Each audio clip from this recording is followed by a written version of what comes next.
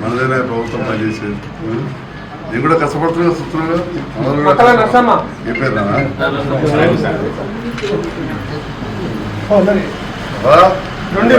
మంచిగా చూసుకో.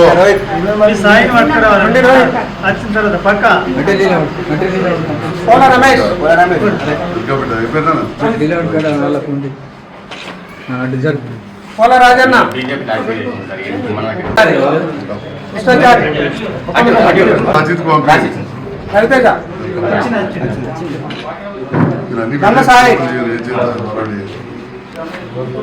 మనోజ్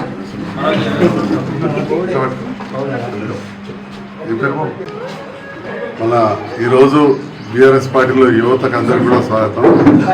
మీరు అందరూ కూడా చూస్తున్నారు తమ్ముళ్ళు. ఇవల్ల మన ప్రభుత్వం వచ్చిన తర్వాత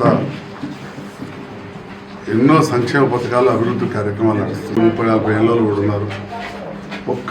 8-9 ఏళ్ళు మీరు చిన్నప్పుడు బడికినప్పుడు చూస్తే అప్పుడు కరెంట్ ఏంది, ఇప్పుడు కరెంట్ ఏంది మీకే. అప్పుడు బళ్ళల్లో చదివేంది, ఇవాళ చదివేంది, పుస్తకాలు ఎంత మంచిగా ఉన్నాయి, ఇంగ్లీష్ మీడియం, స్కూల్ డ్రెస్సులు, సంగ బియ్యం, ఆ ఫరక్ బల్ల చూస్తున్నారు. బడిలా చూసారు, కరెంటు చూసారు. మీకింత వ్యవసాయం ఉంటే దాని పరిస్థితి ఏంది? ఎరువు బస్తాల కోసం మీ నాన్న లైన్ ఎట్లా చెప్పులు పెట్టుకుని నిలబడ్డాడు ఒక్కసారి అడుగున్నాను. అసలు కాంగ్రెస్ అక్కడ అయిందా? మన ప్రభుత్వం రాకముందు అయిందా? ఇంకోటి మీరు యువత కాబట్టి ఇక్కడ ఉన్న నాయకులకు కూడా చెప్తా ఉన్నారు. వీళ్ళు మాట్లాడతారు అవినీతి గురించి. రాజశేఖర రెడ్డి బొమ్మ పెట్టుకుంటారు, సోనియా గాంధీ బొమ్మ పెట్టుకుంటారు. రాజశేఖర రెడ్డి ఉన్నప్పుడు జగన్మోహన్ రెడ్డి అవినీతి చేస్తేనే సోనియా గాంధీ తీసుకుపోయి 16 నెలలు జైల్లో పెట్టింది కదా రాజశేఖర రెడ్డి కొడుకులు. ఎవరు పెట్టింది జైల్లో? సోనియా గాంధీ కదా. ఎవరు పెట్టారు? రాజశేఖర రెడ్డి కొడుకు.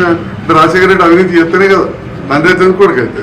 తండ్రిని చూసుకుని కాకపోతే వీ ముఖం చూసి ఎవడదా 1000 కోట్లు ఇస్తారా? 1000 కోట్లు 16 నుంచి జైల్లో పెట్టి. కాబట్టి కాంగ్రెస్ వాళ్ళు రావైఖరి, ఇక బీజేపీలో అయితే ఉత్తుతుంది. శివాజీ బొమ్మలు పెట్టుడు, జయిందనుడు ఇదాడు. ఈ విషయంలో మీకు యువతకు ఒక క్లారిటీతో చారి ఇవాళ గర్వంగా చెప్తున్నాం. శివాలయాలు చూస్తావా? ఈ అల్లీపూర్ శివాలయంకి పైసలు, కొత్తపేట నాగాలయంకి పైసలు, రామాలయం చూస్తావా? అయోధ్య రామాలయంకి ఇచ్చాం, తాటాబాయి రామాలయంకి ఇచ్చాం, కోదండ రామాలయం రామాజపేటకి ఇచ్చాం. గారు చెప్పాలి కదా. సంజయ్ కుమార్కి ఇది చెప్పుకుంటున్నాడు. నేను ముఖ్యమంత్రి గారి సహకారంతో, కేసీఆర్ గారి సహకారంతో, రైతమ్మ సహకారంతో, మా ప్రజాప్రతినిధులందరం కలిసి ఇవో మీకు ఇన్ని పైసలు పెట్టినాం. వీళ్ళందరికీ ఉంది హక్కు మేము పెట్టామని చెప్పుకోవడానికి. వస్తాపూర్ చిన్న గ్రామంలో మొన్న ఆలయం కూడా ఎన్ని లక్షలు ఇచ్చాము? 5 లక్షలు ఇచ్చాం.